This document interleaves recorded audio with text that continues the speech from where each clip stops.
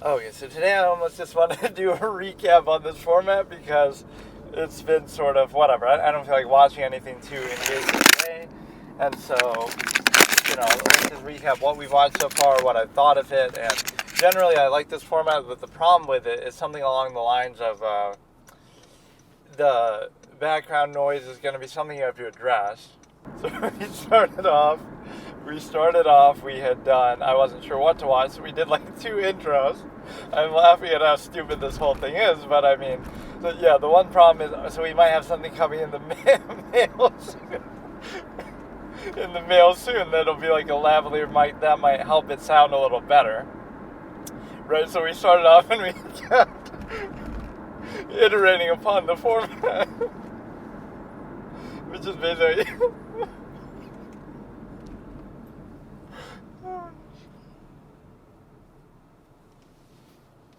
we were iterating upon the format of reacting to stuff in a car, so it's convenient because it works in the context of, like, you're driving to and from work or whatever, hour at least a day, so you get to watch a full episode. It's like, this is the sort of thing I was going to do, kind of anyway. I just always listen to music or watch something random, and I could watch like random videos and stuff too and react to those, but, we started off, we weren't sure what to watch, so we did a long intro. Then I did Girls, and I did it within the format like, I'll watch till I get bored, and so it lasted 2 episodes. And it doesn't seem like a bad series, but it exploits that one angle too much. And again, it doesn't matter how you feel about that angle, even if that's what you're looking for from it. The name almost makes them look bad, though. Like, oh, it's a show about girls, so what's it going to be about? Oh, only sex. Like, there's more to it than that. It sounds like I'm somehow, whatever, like, oh, it's a misogynist show, even though it would have been probably billed or painted as something other than that entirely because of the fact that you're able to basically, you got a bus like on the other side of the road with the stop thing. So I don't know if you're even supposed to stop for that. That's an interesting, could have just admitted to a crime, but no. Okay, so we watched Girls episode 1 and 2, right? So I enjoyed that. Again, nothing against the series. I don't know why I randomly decided to watch that. Honestly, it's just because I like Allison Williams and I like her face more than anything. Just she has such a photogenic, aesthetic face that I always have joked about or whatever, referenced in certain ways. Especially with Megan, I was memeing on that. And then, she was good. Her character was a bit of a bitch. She actually made me use the C word that I often don't use, but that's the only way I can describe it as CE behavior. I won't even say it now. So we saw the first 2 episodes there. Then we watched episode 1 of The Sopranos, and in between that, I watched that Quiet on Set when I also couldn't decide. The hardest thing for me is to decide even what to watch. But maybe if I get that mic working, if we get it in the mail, first of all, because you can't find it at any stores apparently, just like a lapel mic, I'm not even looking for like a fancy one. If we get that working and have a better setup for it, then I might watch something like Game of Thrones or whatever, but I'm kind of holding that back just because it feels like that deserves a little better emphasis. I like The Sopranos pacing a little bit because the dialogue gave more breaks in between, where from a viewer standpoint, you're supposed to more, gives you time to digest what just happened and appreciate things like that. But for me, it gives me more time to just ramble on or whatever, talk about what I'm doing, which again is the whole point of this, but some of the limitations is we don't pause. And also, I wouldn't want to watch something longer than, like, that episode did go longer than my drive, like, maybe just because it's a pilot, or maybe just that's just how The Sopranos is, like, it went longer than I expected. Like, the Girls episodes were fine, or, I guess Quiet on Set, I just kind of watched that when the format there was watch until you get triggered by some sort of ex post facto justification, and the nose thing kind of killed me. How they're trying to turn, the nose is a phallic imagery. Like, look, man, it's a skit. It's more than just, I don't know. It doesn't mean the guy didn't do anything wrong, but that's, like, reaching. And the fact that you have to reach that early on, that's in the first episode, shows me that you're doing something really wrong. Like, I could be a judge, and this guy could be a murderer, but I still want, like, a proper logical basis and legal basis to what you're saying. Don't just say, oh, he's a bad guy, so how can you question anything we say about him or all these stretches that you're doing? And so I don't like that, but then we watched episode 1 of The Sopranos, so you might think, oh, why not watch episode 2? And I probably will, But the one thing I'd only say is that it's not my kind of series, not to any fault of its own. Just like it has this almost sitcom-y, Modern Family, vibe to it that is weird. Like, oh, the family drama and the kids and the ducks and like the comedy element. To me, I don't particularly enjoy that kind of thing. But it doesn't mean that, like, for example, Psych. I wouldn't have thought Psych is my kind of show because the humor is kind of off the wall and at time he's sort of an obnoxious character, Sean, and stuff. But it's such a good show, and the mysteries and the crime solving is so good, and he keeps you engaged and shows you kind of what he's thinking by highlighting objects that he looks at and things like that. It's so good from that perspective, and the mysteries are actually quite good, that it works despite that. So I'd be somebody who would be least likely to enjoy a show like Psych because of the comedy and humor that they're almost forcing in your face at times. Almost like this Ace Ventura-esque obnoxious character, really, if you think about it. But he's so smart and he's so good at what he does, and the writing is so good that it's still a great show despite that. So that shows you if even I like it. Whereas a show like The Mentalist is more suited to me because it takes itself more seriously, right, and has more drama. And this is sort of the cheat code thing that I was even saying, what they did towards the end of the first episode of Sopranos. They introduced like this uncle, how he's saying all these kind of snarky things, like, oh, we might have to do something about Tony. You got to give us something like that. This is like if I was a studio executive, this is what I would say. Like, give us some sort of primary antagonist, like how, again, the Mentalist uses Red John from the beginning, even though how stupidly they end that and exploit it and milk him way too much.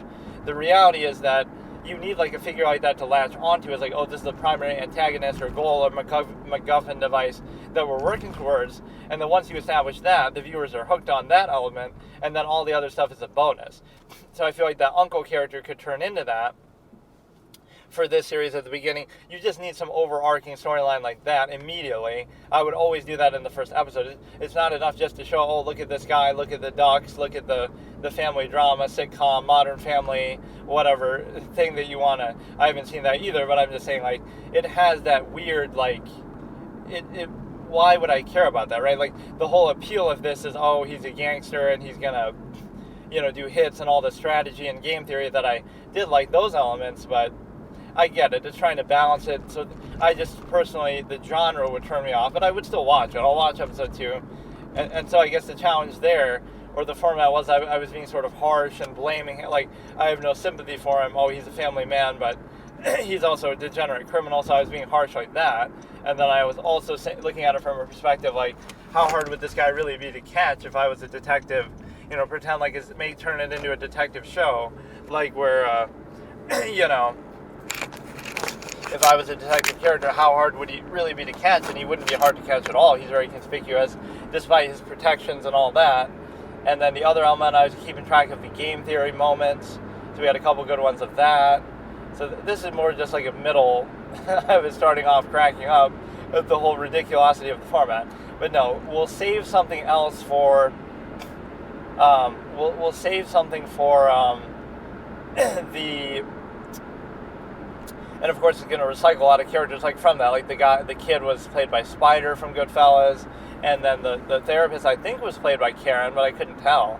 She looked kind of different, and I don't know that actress too well, despite how many times I've seen Goodfellas. That's all I remember her off the top of my head, but I'm sure I've seen her in other things too. And so now we're in a position where, we want to watch one of these big series that I've heard so much about, but I also want to ease myself into it. This is kind of middle of the road. I have heard positive things about it, but it's not the first one that would come to mind. And again, don't let my personal... I gave it like a B+, so I gave the first episode of Girls like a... I don't know, I can't even remember. It was like a B maybe. So this one we get a B+.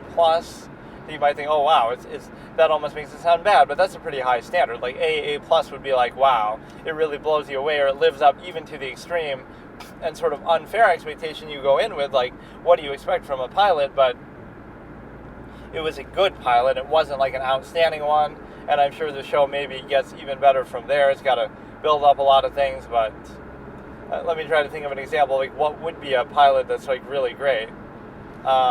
Of the few shows that I've seen, I mean, Seinfeld's pilot isn't particularly great. In fact, I've often heard it referenced as one that people think is bad. I don't really think it's bad, but it's just kind of average. Certainly by the show standards, it's not one of the best episodes. What else? Like, The Mentalist, again, I'll keep bringing that up, has a pretty damn good pilot because it's like, you know, it introduces, again, the Red John storyline, and it also just has a good case, and that has some good character dynamics already in it. That's really what that shows you, though. Yeah, people will be such suckers for something like that, even if you go entire seasons without really seeing him. Like, there'll be a, usually just the first episode and the finale has to do with him, and maybe like a couple episodes in between, but it's like, people stay so attached and get so fixated on that. So you can always use like some sort of overarching plot device like that. Like even How I Met Your Mother has that, whether you believe it or not. It's like Ted Mosby's whole MacGuffin device that, he's a hopeless romantic and he wants to meet the perfect woman, even though he's a bit of a degenerate, how he goes through women so often. Like, how hard is it to find? Like, maybe the problem is you. But yeah, it's just a case of there's always got to be this overarching thing. So for Tony, I guess just his depression, and he's like looking for something else out of life, and sort of the ducks is some sort of existential thing he's going through. It's interesting that it starts off though when he's already in a position of power. Like, sure, he's complaining things aren't as well as they could be or how they used to be, but I thought it would start more like he's coming on the rise and he's already established. He's already beating people up, running people over. He's already, able to get people a table for dinner, right? He has that kind of sway. How that was like the therapist, right? They happen to meet at a restaurant and he gets them to the front of the line, things like that. Yeah, the way he's so conspicuous is the element that I would keep picking on, and also I don't sympathize with him at all. Like, you kind of reap what you sow. I'm not saying, he's bad and he should just get arrested or whatever. He's not going to. But what it means is, like, if you're going to do that, then you have to take the good with the bad. Like, either stop doing it, which I know is hard, and a lot of people would be pissed at you for doing that. That's the one thing. Like, why don't people just quit their life of organized crime when they made a little money? He's got a nice house, but you got to keep up appearances, or you got to. Again, you can't just leave because then they'll think you will rat them out or whatever. Like, it's hard to escape that life, but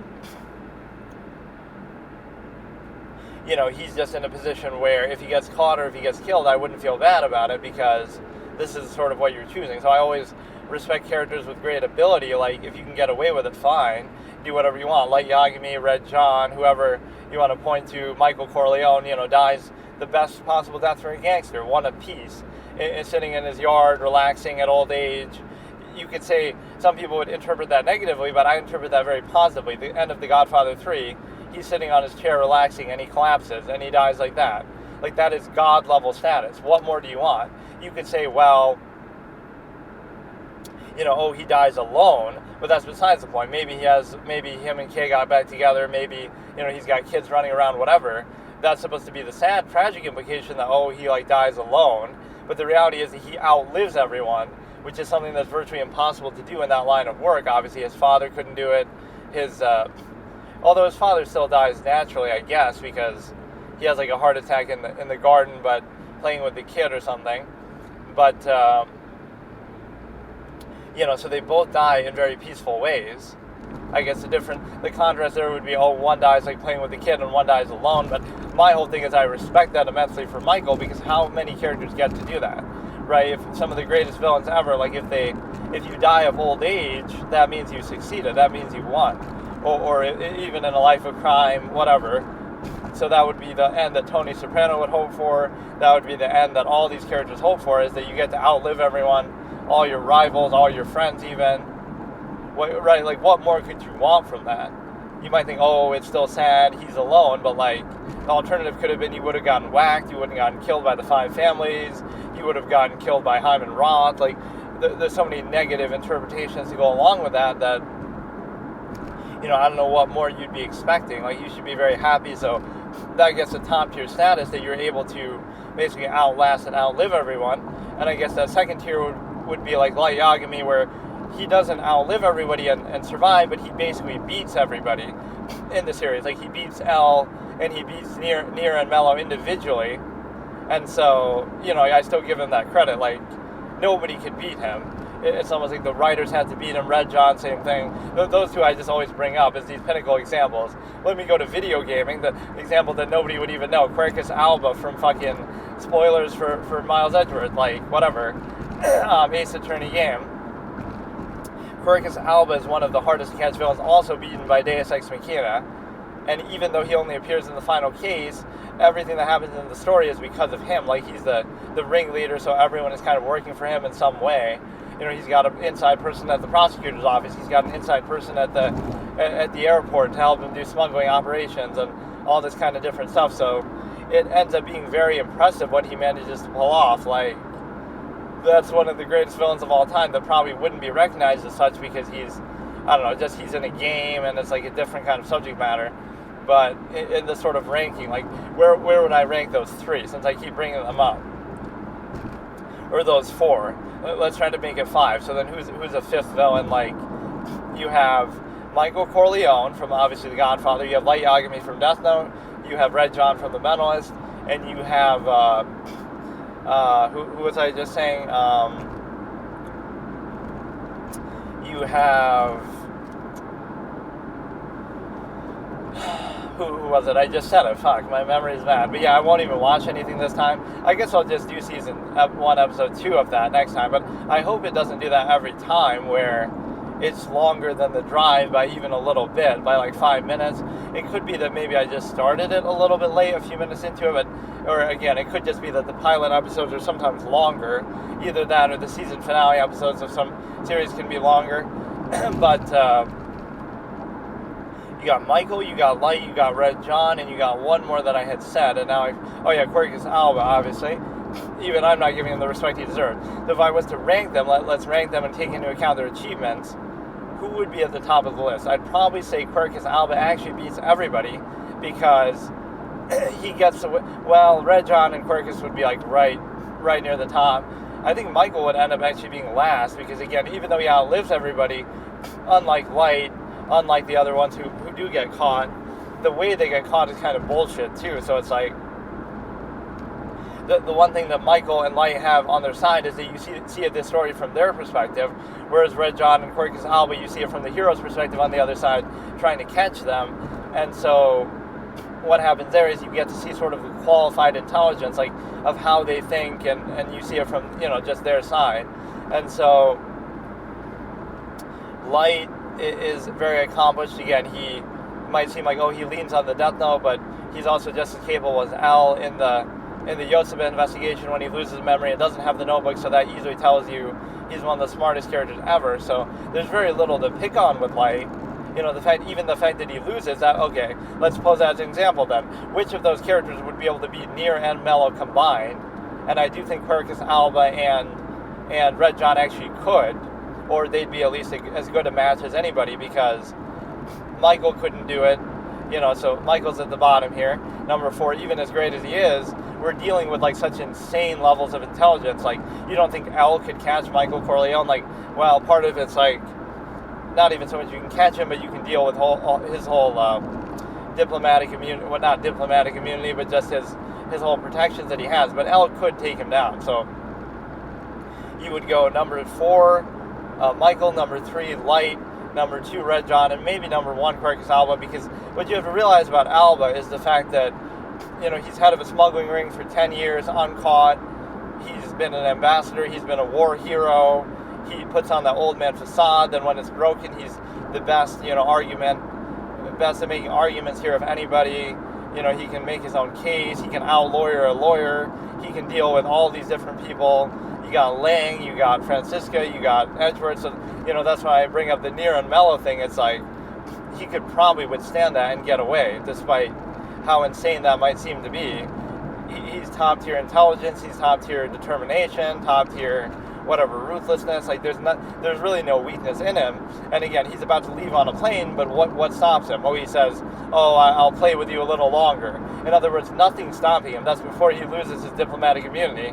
That's the character I was thinking about when I was saying that. So the point is that he's like, you know, nothing stops him. So Red John also is beaten that way. Light technically isn't beaten that way, because even though, yes, it's kind of stupid the way that Mikami exposes the book and stuff, and he would have had a plan for that, the same way he would have had a plan for, like, in his door. You know, he has a pencil head in his door. You wouldn't use that same trick, like, on the safe to see if somebody's been in there. So at least he wouldn't get caught. You might still lose the notebook, but you wouldn't get caught, right? Mikami wouldn't show up and he would accept the fact that he fucked up or something. But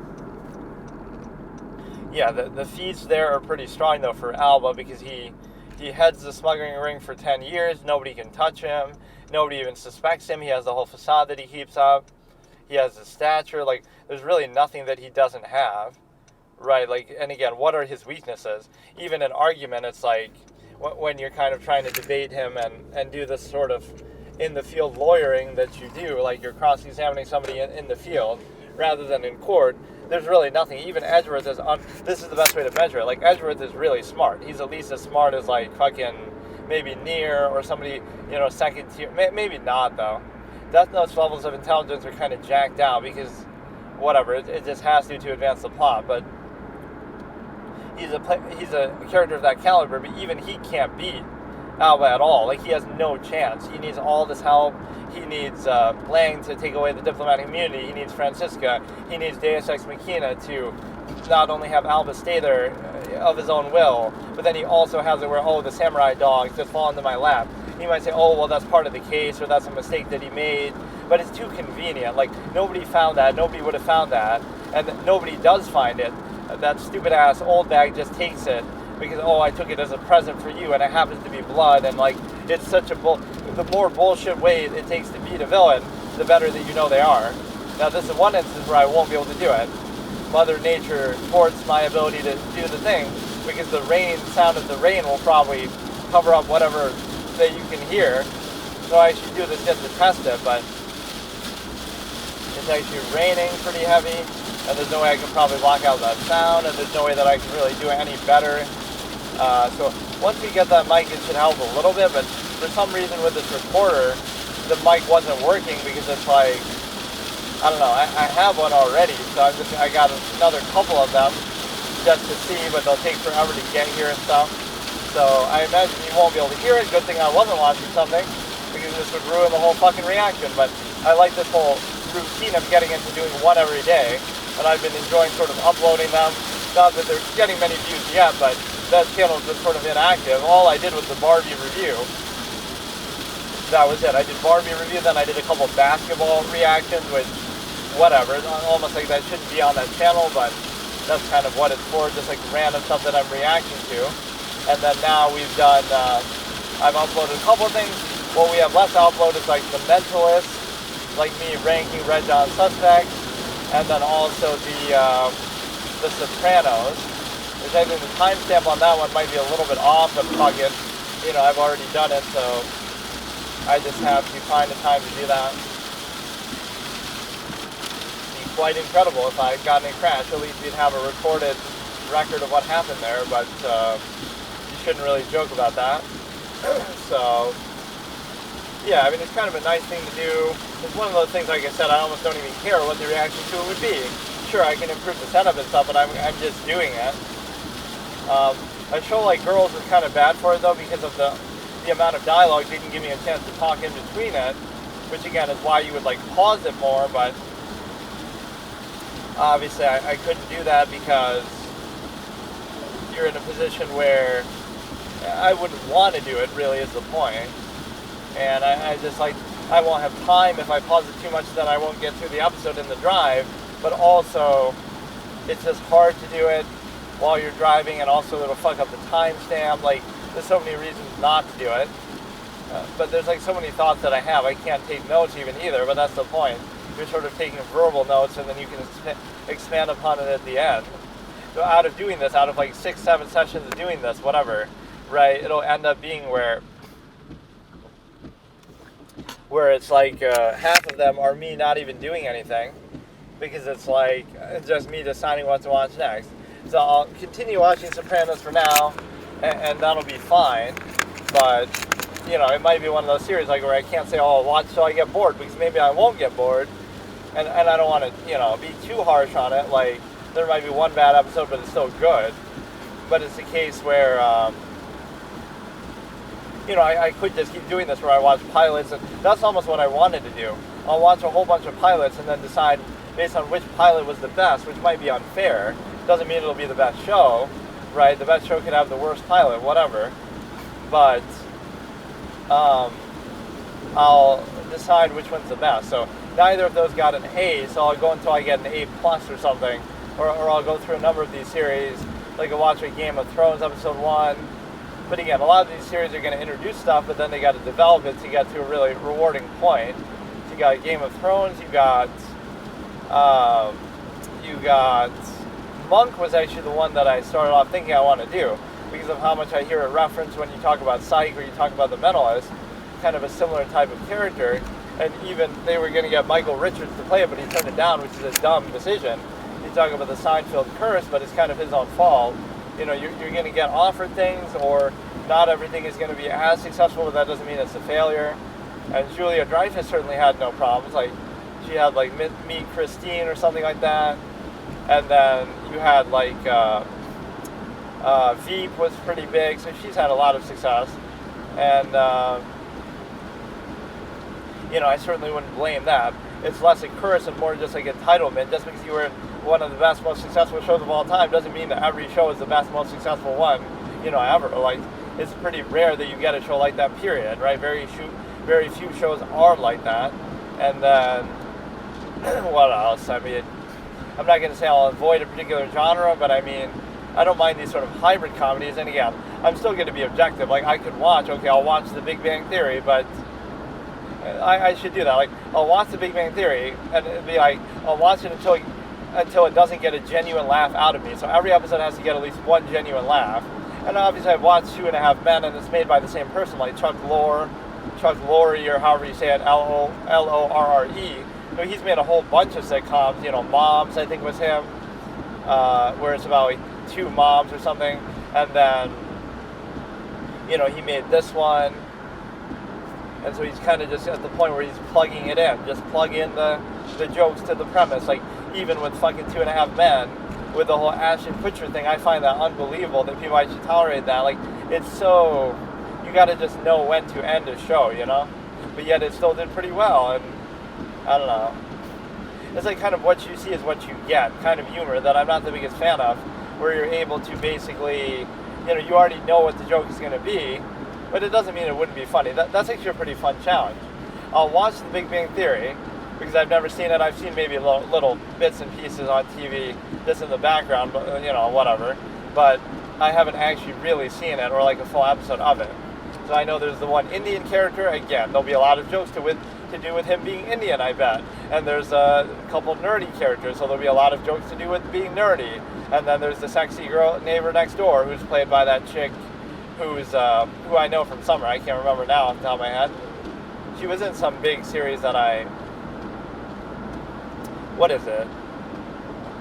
What was she in? She was in something that I know very well that I've seen, and now I can't remember what it is. Like, where I would almost refer to her, oh, she's that character, right, rather than her actress's name, whatever, I can't remember. But no, I would watch until it fails to get a genuine laugh out of me, so it might sound like, oh, I'm going hard on it, but it's not that hard to get, like, one good laugh in the whole episode. It has to be, like, an actual, uncontrollable, audible laugh, though. So it's not like I'm trying not to laugh, but I normally don't, unless there's got to be one good joke in there. And I won't know until the end of the episode, so every episode has to get at least one.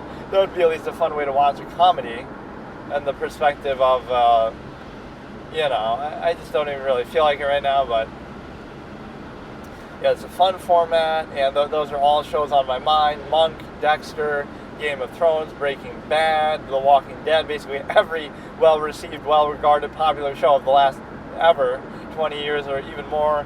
Columbo I've never seen, Perry Mason I've never seen, all these things you would think I would like. That's something, not the new Perry Mason either, the original one I'd probably want to watch. And the whole good thing with this is there's no limit as far as copyright, because I'm not playing the audio and I'm not playing the video. The only reason why the audio was in that one episode of Girls, was the first one, is because I didn't have this proper setup yet, so now I have a Bluetooth headphone. I just had no choice but to play it. But the whole point here is that you get to basically do it in such a way that you can, I can watch anything. It doesn't matter, because there won't be copyright, because I'm just talking. And then you can watch it and match it up or something like that. The one thing I got to get better at doing is I got to say exactly when it starts, because I was confused with that timestamp in The Sopranos. I'll say 3, 2, 1, start. But the problem is it fucks it up with the fucking stupid ass intro thing, even though I'm paying for premium ad-free, they have like a stupid-ass intro at the beginning, so I gotta say exactly when it starts so I know, because there's no like video for me to refer to, like, oh, here's when it started. No, I'm just going strictly by the audio. The one thing I like about editing these that I normally might be a little apprehensive is it's just very straightforward, because I'm just, you're talking the whole time or you're watching the whole time, so you do it straight, but it's also very small file sizes. Like, it's not, since there's no video, you don't even have to worry about it. I just kind of put an image with a timestamp over it. So, yeah, they always play some stupid-ass fucking ad at the beginning that throws off the timestamp. I don't think they realize the value of that. Then you try to go back, but then it's not exact. It's a little finicky with how you, if you start at exactly the beginning. And so, and again, you would have to assume you're watching on HBO Max, because it'll show the logo at the beginning and that'll throw off the timestamp even more.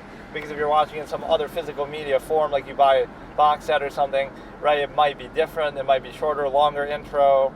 They won't show like a preview of some other show as an ad even after the other ad or something fucking stupid. And so the point is that, you'll have to match it up some other way, but there's really no good way for me to tell other than that. So that could be a fun one to do with comedies. Like, really, I love my whole thing with formats. I've always been known for doing interesting or zany formats off the wall. Watching a horror show, as long as it scares me at least genuinely once every episode, and I'll be honest about it, right? I'm not going to lie and act like I wasn't scared. You can hear it in my voice, or like if it actually gets like a real shudder out of me or like a jump scare type of thing, right? Then I'll count that to like American Horror Story or something, and you watch it like, watching a horror until I don't get scared, or or maybe until I do get scared. That could be it too, because that'll be so hard to find. But no, only if it legitimately makes me laugh. Like a comedy, every episode I keep watching. Only if it legitimately makes me scared, I'll watch another episode. Or again, watching Big Bang Theory until I laugh. That could be the thing too, if I have like low regard for it. I mean, I'm sure it would get a laugh out of me. Like 2.5 Men would do that, but very few things get like an actual real, either audible or legitimately strong laugh. Like the Moyle in Seinfeld does. Like, just that guy's acting is so crazy and over the top. I can't remember his name, but I know he passed away some time ago. But he was so funny. The Moyle, who's like bits of broken glass in the carpet, you can never get it out. His performance is just so insane that it's hilarious. So that genuinely made me laugh my ass off when I saw it on TV or whatever. But generally, it's like almost nothing gets that out of me. So even like it might get a little smirk or smile, but it's not like you're actually laughing. So maybe I'm just desensitized, or maybe that's how everyone is. That's why I hate laugh tracks. Like, who the fuck is laughing that much, dude? Except for me at the beginning of this recording. So yeah, this is another filler episode. Just random thoughts about what to react to. And I've named a couple of those. I should almost just let it decide for me somehow randomly. Like the first thing I see on there, or just like go alphabetically, something like that. But no, we'll keep watching The Sopranos for now. But see, that would be 6 whole seasons of that. So how long would that take me to watch? Even if it's like 20 episodes or something per season, I don't even know how many it is. So even if you say 20, so it would take me 10 days to get through a season. Or no, it would take me probably 20 days. So it would take me so long. It would take me like fucking half a year almost to get through, right? Like 6 seasons. So I'm not even saying that's wrong to do, but it's almost like I want some variety. So I could do like a committed episode one day, and then that's what I should do. So that could be my series. Like, I guess I'll still have that thing. Like, if I get bored, I'll stop watching, but that runs... No, I mean, I don't know. I'm not going to promise to watch the whole thing. But like, okay, so tomorrow I could do episode 2 of that. Then the next day, I could do some random other episode. Then the day after that, I could do episode 3. So in other words, we're committing to that as our main series that we'll do on a regular basis. So we have something to come back to, and something major. Every other day at least we'll do it. But then we also give ourselves room to watch other things, because I want some variety. We'll do some of these formats. So like, we'll do Big Bang Theory until I laugh, or until I don't know, that seems unfair though. If it makes me laugh, then I stop watching, so that's like the wrong incentive. I'll watch it until I don't, like, I don't know how to even express that in like a title form. Like, I'll watch the Big Bang Theory until it fails to make me laugh for an entire episode. right? So again, I'm not trying to be a dick about it or trying not to. I'm just saying genuinely you have to make me laugh in a meaningful way. Not just like a little thing, but like a real, oh wow, like I almost couldn't control it because that was just so funny, right? So those moments happen even in 2.5 Men. Sometimes they have to do with Jake or somebody. Just something really unexpected that he says or something. And it'd be fun to see, like, I'll make a compilation then of every single moment from each episode that got me to laugh over the course of the whole series. What exactly the line was or whatever. Right, or whatever. Just either the clip or my reaction to it or something like that. But that would be kind of fun to do. And so you get to look at it like, I don't know, this is just kind of a throwaway one, but just to kind of get in the routine of doing this every single time. Because it feels like, why not? It'd be the kind of thing I do anyway. And I wouldn't mind, like I said, doing other videos and random things. Like, we could do a video. Like, let me actually see. Let me do something here like, like one of those creepy door cam fucking videos. Like, whatever, top 10 disturbing things caught on door cam. And so then we'll still timestamp it out and you can see it or whatever. Those kind of things could be sometimes to my liking. It'll be very hard to keep track of it, but I guess that's the one obligation I have. And even with the timestamps, I've been letting them run. So like, I'll start at the beginning of the episode, but then I just keep it going till the end of the video. So even during my thoughts, it'll be like, oh, we're at 50 minutes in a 30-minute episode. Because I did an outro and a review of it for 20 minutes after it's over. And so it's like, it'll seem like, oh, you're at minute 50, but you're really not. I just kind of am too lazy to try to cut it off at exactly the end. So you'll see the beginning. I don't think anybody would care about that because you'll kind of know when the episode is over because it's like, you know what I mean? You'll know it's 32 minutes. So 32 minutes into the timestamp, whenever it starts, right, will be the end of the episode because I don't pause it. So the rest of it is just superfluous. If somebody really complained, like nobody's really watching this show right now, but it's just something, it's sort of a good philosophy, like you're just doing it as a routine, something that you enjoy, something you feel like doing. And so if you do that, then whether it catches on or something later, fine. Even if it doesn't, I don't really care. It's the kind of thing I've done in the past. Like I'm watching shows I haven't watched that I would want to watch anyway, and I'm also doing sort of reviews and giving my thoughts in a way that I also would like to do and normally have done in the past at least, although actually in a long time I really haven't done that. Yeah, this is like a 40-minute fucking thing too. Yeah, it's just so much time. Like, why let it go to waste? Try to cynically monetize it and capitalize on it, but that's not really my whole thing. I just, if that happens, cool, but, I would always do these things anyway. I've done it online, I've done some form of content for like 10 years, basically. Or 2013, I was doing stuff, movie reviews, blogs, different formats, debate format, just different things.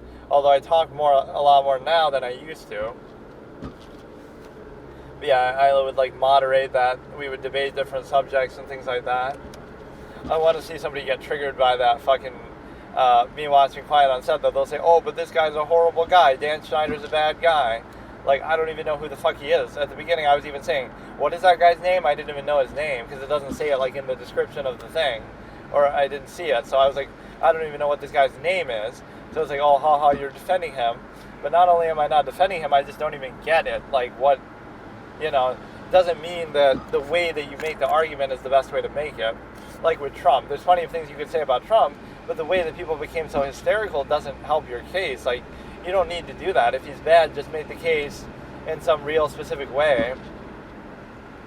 Yeah, this whole dash cam thing would be kind of fun to do. If I could,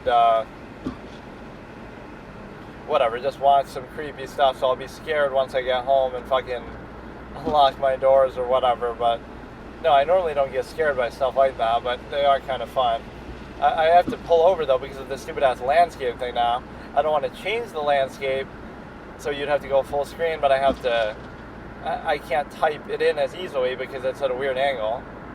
This is the dumbest shit actually ever. I turned my little air vent car phone stander, right, that you put it on, to a side horizontal angle that it's not meant to be at, and so I kind of broke both the vent and the thing, the holder in the process of doing that. And so now it's at some weird angle that it's thankfully staying up. And I bought another one for like $5, whatever, just in case this one does fall off. But they're not meant to be at this angle because you're never meant to, I don't know, I guess be watching something in landscape mode. But I think it's incredibly dumb. At least, again, YouTube would have that option, but I'm not going to keep changing it back and forth. But I hate the fact that you're not able to fucking watch it in vertical mode. Arguably, you could say I should do it this way anyway, because then it'll be bigger on the screen. But why shouldn't I be able to watch it vertically, like where some of it even gets cut off by the description and the stuff at the bottom?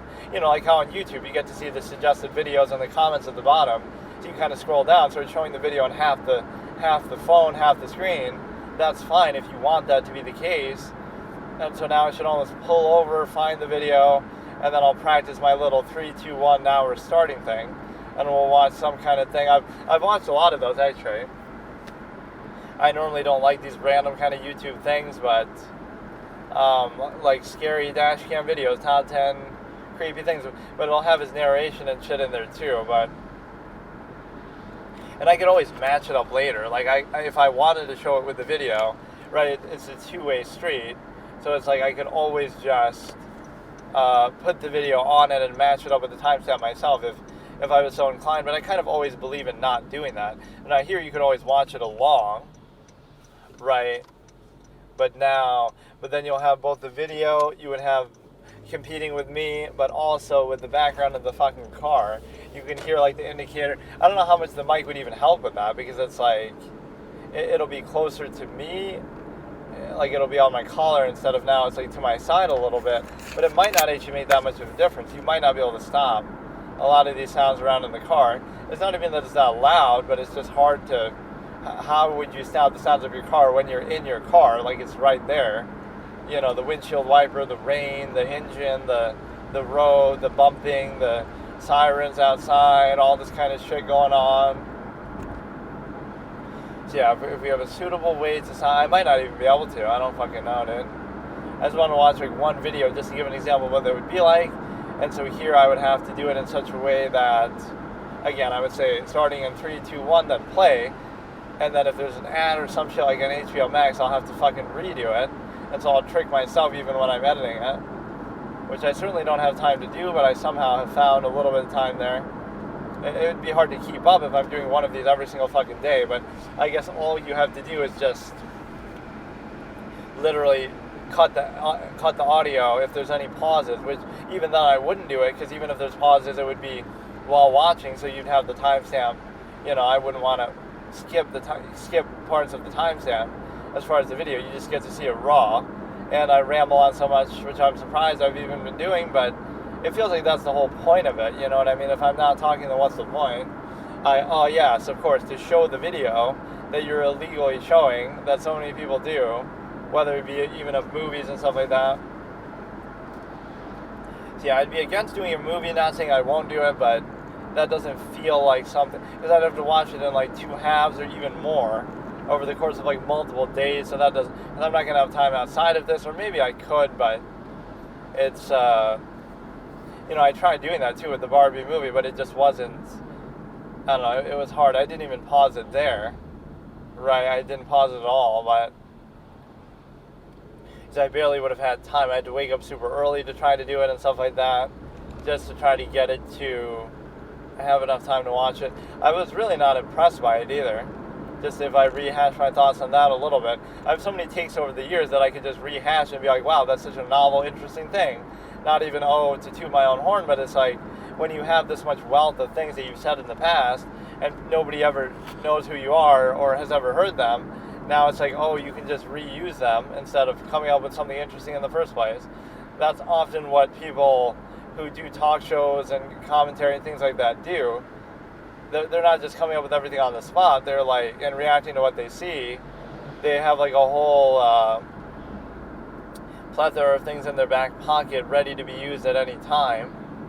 And so, yeah, I don't see the harm in really doing this, aside from how awkward it might look that you're rambling on so much, but you could easily be talking on the phone or something. So let's see if I can find a spot. I almost don't even care, but just as an example of testing it, I almost would want to do it maybe.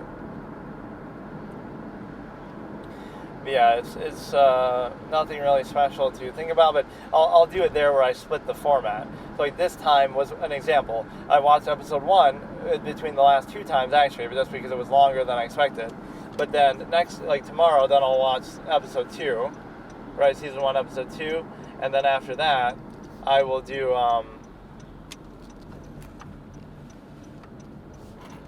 There's nowhere really even suitable to pull over, so I guess I won't. And then the next day after that, so it'd be Friday, right? Today's Thursday. Today's Wednesday. So on Friday, I would watch something else random. I might even do that as consideration, but again, I'm not trying to be hard on it or to try to be a dick, but... And they made that other one based on it too, like Young Sheldon or something, like one of the characters from the show, obviously, in younger form, which is interesting. All these nerds will be getting triggered by retcons that, that couldn't have possibly happened, or they never mentioned that major event in his life in the show, right? Because obviously everything gets retconned when you do shit like that. I love that with the Star Wars fan base. Like, they could tell you bold-faced it's a retcon, or it's just something they pulled out of their ass. Like, why is Mace Windu's lightsaber purple? Because Samuel Jackson wanted a purple lightsaber.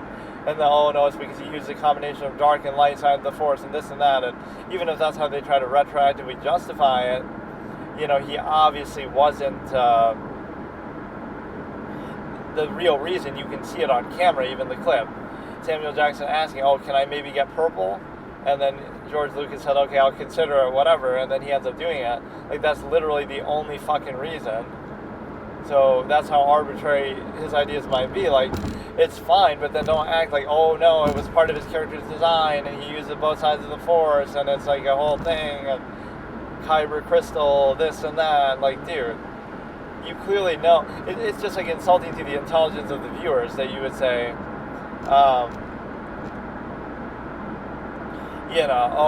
it was all part of the plan, even when they would tell you it's not. Like, so many things were not. The fact that Vader was Luke's father was added in later, right? It wasn't originally intended in A New Hope, and it wasn't even intended in the original script of Empire Strikes Back, and this is all confirmed. And then he added it later. It's like, now you do it. And sure, he lied about it, like, to the actors, but even then, like, it hadn't been decided on. The original script didn't have that be the twist. And then he added it later,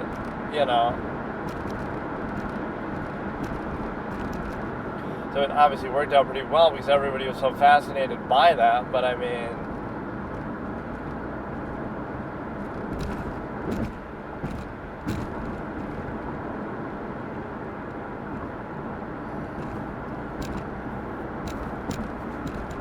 I guess we won't even be able to watch the fucking scary video thing, but I mean, yeah, we could do other kind of random stuff like that, but I'll try to do like some other random shows. So that's a good way to mix it up, that we get a constant influx of variety, where we could both be doing other formats, like again, watching a horror thing until I get scared, or until I don't get scared, or watching a comedy thing until I laugh, or until I don't laugh. I'd have to see which makes more sense. I guess my predisposition is to not laugh, so... If it impresses me by making me laugh, then I'll... but then I'm sort of punishing it, right? I'm sort of punishing it by saying, I'm not going to watch as soon as I do laugh. So it's almost a good thing if I don't laugh. But either way, I'll do something like that, and then I'll also... That would have been like today's session, if I had something in mind, or if I had decided on doing this the old format. It would give me an influx of good variety of stuff to do, and it'll let me watch other random things like this. And so the point being that, I could also do the season 1, episode 1 example that I was saying. Like, I'll grade them all, and then I'll say which is the best one that gets like an A+, and I'll decide to watch that one next after the Sopranos. So I'm almost committing to just watch that, but I'm not saying for sure. But it would be nice to do that. Like, every other day we do that, or every other session, whatever, if I happen to do it twice in one day.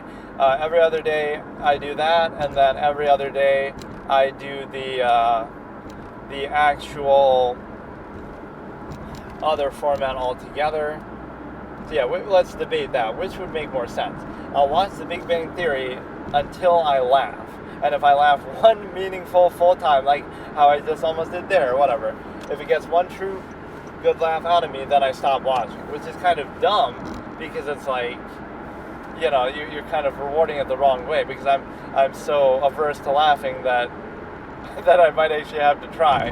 But I'll have to be honest about it. It has to be like a good, uncontrollable, audible sort of laugh. You might not be able to hear it on here, but like I said, I'll be honest, and I'll really memorize and bookmark the moment, right, that would cause it to happen. Or I'll watch it as long as every single episode makes me laugh. But I think the likelihood with that is it could easily not, right, like, I watched the pilot, but that's fair. That's maybe the harsher way to do it. So it has to make me laugh every single episode. That seems more fair, right? And so maybe the horror one is the opposite. I'll watch it until I get scared. I'm trying not to get scared, and if it succeeds in scaring me, like an actual jump scare, I actually kind of jerk back, or some sort of physical reaction, or I really feel genuinely uncomfortable, right? Whether it's a jump scare or not. Usually jump scares don't have any effect on me, but sometimes I'm trying to think of examples of ones that did sort of get me. But the reality is that, just play a really loud sound and most people will react, but that doesn't mean they're scared. It's just like, it's fucking loud, so what do you want me to do? But no, that makes more sense. So I would say watch a comedy until I don't laugh, right? So it's got to get at least one good laugh out of me each episode, otherwise I move on to the next one. And then for the horror one, I would say I would watch until I get scared. So it's like you're punishing it for getting scared, but it's like I'm trying not to, and so that makes more sense, because that's less likely to happen, or, I don't know. Why does that one seem fair and unfair to comedy? Because it's like, because you're keeping it on life support. Like, if it makes me laugh, then it deserves the next episode. But if this one scares me, it's like it's less likely to happen, or it's like a punishment for me getting scared that, oh, now I can't watch it anymore. Like, I lose the challenge. Try not to get scared. Like, I could do it either way, though, with a comedy. If I feel like it's one that I'm really not going to find funny, it's tough. It's tough. It would be really hard for me to say.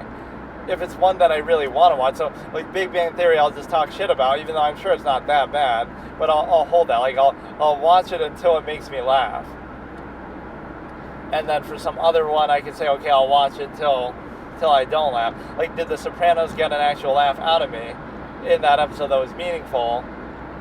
And I think I might have chuckled at the whole game theory moment, but it wasn't really because it was funny. But I guess I can still count that. But like when they were saying little pussy, big pussy, my pussy, that whole thing, that didn't really do it for me, but that was supposed to be funny. There might have been a moment, but yeah, like generally the humor I didn't like, or maybe something to do with the ducks. I was laughing at how much they kept fucking bringing it up. Yeah, we have pretty much the setup as good as it's going to be aside from the mic, which again I do have, but that one didn't work, so we'll try another one that we ordered off Amazon, Walmart, wherever the fuck. And they're not even expensive or anything, but you just can't find them anywhere. So you'll kind of stick it to your collar and have it be in this little recorder thing. And we would just be good to go to hopefully have a little better audio quality, but generally speaking, this should still be fine. I mean, people can complain, but it's like, this is the only way I could do it, so what the fuck am I supposed to do? I could watch and react to these chess streamers and stuff. I'll watch Alex Votez play chess. I'll watch, the World Chess Championship candidates thing. That's always a scenario that I've joked about, like, in a fictional sense. Like, you know how femme fatales are written? There's, like, a femme fatale chess player where she gives, like, a foot job under the table as if to try to win the game or distract you during a game of chess. That's a scene that should have been in the Queen's Gambit, not because, it's sexualizing women. You know how I just even criticize girls for doing that too much. But it's just, like, it wouldn't even have to be her doing it. It could be somebody else in contrast, like, I don't need to do that. I'm just good enough, right? Oh, that's how she gets all her wins. And it's like, I don't need to. I just do it on my own with my brain. But it's like, it's one of those perfect imagery type moments because you're sitting across from each other in silence playing the game, and you're making eye contact and maybe whatever, trying to flirt with them that way and distract them. You have a little cleavage, whatever. But again, I'm not saying this is something you have to do or that women do, but I'm saying you can do it. And so it's an angle, like, that's such a perfect scenario in which you know, they put their foot on your leg and then work their way up, and it's like this same sort of scene would play out in a femme fatale like restaurant scene, or like even like you're having dinner with your wife and then this other girl who's like flirting with you does it under the table to you there, and the wife has no idea. Like that's a very common scene in certain things. Like they're doing it so conspicuously, or you're at family with dinner and you're still, you know, you and your girlfriend are playing around and doing footsie and having that happen. It's like this sort of public thing that's exciting that you sort of have, you know, whatever. You feel like it's some sort of forbidden fruit type thing, so you feel like it's more exciting that way. Very playful, very adventurous, very rebellious, whatever the case may be. And so in this case, it would be kind of fun to have that as an imagery, just like, you know, you have it as a concept that, you know, whatever, it can be used as a distraction, you start losing and you fall back on that. Again, not saying it would, it would be on an individual basis, a particular character doing it, just like, again, femme fatales are usually villains and bad characters who are criminals and stuff like that. They're smoking a cigarette and giving you a foot job under the table to placate you so you don't try to catch them because you're a detective or whatever. Like, there could be some element of that. So it doesn't mean you have to take it so literally as to say that, oh, you know, that you, what do you call it? That you're defining everybody by that. I always love that when I hear that about, like, race and stuff. Oh, the villain in this movie was black, so it's somehow racist or whatever. But, like, it's just a particular character that you're writing. So I would hate that. Like, society has its own incentive, or you have some own narrative that you're trying to do. Like, I sit down and I write a book, or I write a character, right? And it's like, whatever that character is whatever came to my mind, and that's just what I wanted to write. But no, oh, they're going to say, well, like, oh, George Lucas didn't have any black characters in the first Star Wars movie, even though he has literal fucking aliens. So it's like, he's obviously not thinking in terms of that. He's just telling the story that he's telling, but somehow, oh, it's racist, so now he puts in Lando Calrissian. Like, that's such a, you don't have to do that. Like, just tell the story you're going to tell, and it's fine. Like, again, unless you really see something that you can attach, oh, he went out of his way not to. No, he was just telling a story. He chose the people he wanted to tell the story with, and that's it. Like, what's the problem? And it was obviously very successful. Not everything has to fit into some sort of other, you know, whatever. Like, if I just write a character and then people look at it, oh, no, you must have written them. No, I wrote them because that's a character I thought of. For whatever reason, for whatever, you know, background that they had, that's my character, that's my idea, that's one person. It doesn't represent everybody of that same identity in various ways. It doesn't represent, you know what I mean? Oh, I wrote this character who's straight and who's a criminal. Not that I associated the two, but now they'll say, oh, well, you know what I mean, if you do it the other way, oh, somebody who's gay and he happens to be a criminal, oh, so you're saying all gay people are criminals? No, because I just wrote somebody who's straight who's a criminal in 10 other novels too. So, like, what, you know, you're trying to make it about that, but it's like, no, you're an individual who happens to be defined by your actions, not by identity, so to conflate the two is missing the whole point, really.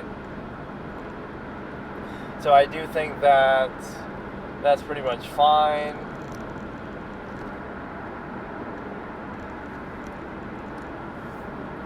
So yeah, that'll be a fun format. I'm still debating that. Let's try to settle that. The horror one I'm comfortable with doing, I'll watch until I'm scared, so it's my punishment. Try not to get scared challenge, right? And if it's something that I fail really conspicuously, then maybe that's almost what I should do. If I fail it, then for the next one. So I'll alternate that too. Like, so the first one I'll say I'll watch till I get scared. Then if I get scared, then the next series I watch, I'll say I'll watch till I don't get scared, and then hold it to a higher standard, whatever, because then I failed my first challenge or something, or I could alternate, or depending on the series, like I said. The same thing. You would have two options. Either I watch till I laugh, or I watch till I don't laugh. So I'll start off really hardball, like I'll watch till I laugh, or wait. No, wait, what did I say?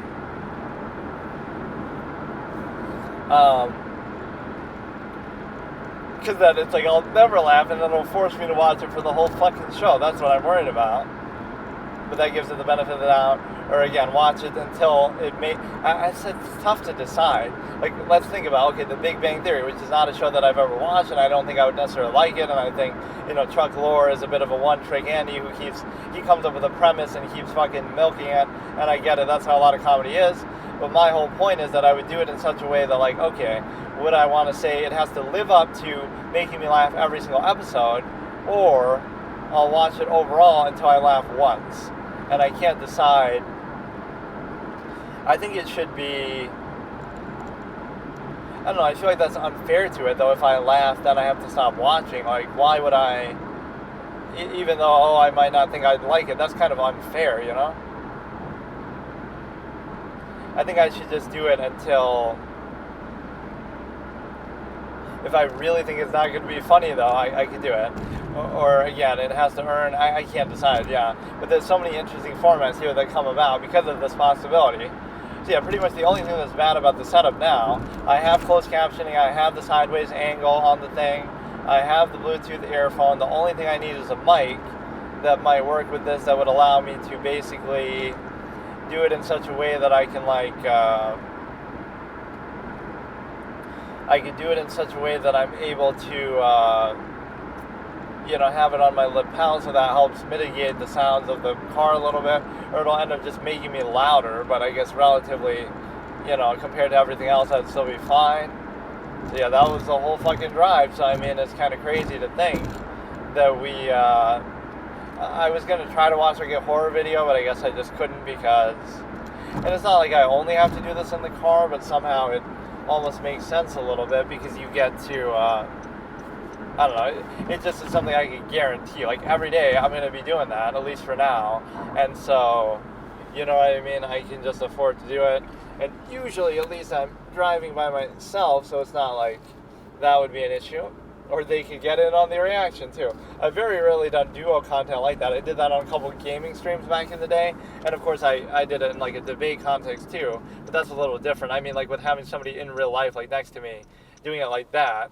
I did it with a couple of games I played back in the day, and also that was an interesting format, because I would do it like, okay, we're making a 2-player game out of one that's not normally 2-player, like a Fire Emblem thing where we each control half the units down the line, and they get to kind of choose which one to get, and then also like Pokemon, where every battle is a double battle, so like Coliseum, something like that, where you're able to also, you each control one, so you're kind of passing the controller. So, I mean, look, dude. I am nothing if not a content innovator to the extent that, yeah, it's like over an hour, which is kind of hard to believe, and I've become a bit of a fucking rambler that I can talk this long, like most of it without any substance, but whatever. It's still better than whatever fucking random shit people normally do. So yeah, next time we'll do that, where I almost want to try that format, though not 2, so maybe I'll save episode 2. But... yeah, those both seem fun, so I can't decide which is better still. Like, do I watch until it makes me laugh, or do I watch until I don't laugh? And that's really tough, because if I feel like, oh, I'm so averse to it, or I'm not going to like it, then I should think it's going to last longer. Okay, so I'll do it till I don't know, it's tough. So I won't laugh for like the whole first season, and so I'll watch the whole first season as a punishment for it being so unfunny or whatever, or I'll watch the first episode and it'll fail to make me laugh, and then I'll stop there. So which one would be the likelier shorter outcome? Because I'm not going to laugh, so it'll be shorter if I do it where I do it until it makes me laugh, because I won't laugh in the first episode, and so then I'll just stop watching, instead of, oh, I'll watch it until I laugh, but then that'll never happen, so that could last like the whole season. So I should almost do the one until I don't laugh, because that's probably going to happen, or even in the first episode where I just won't.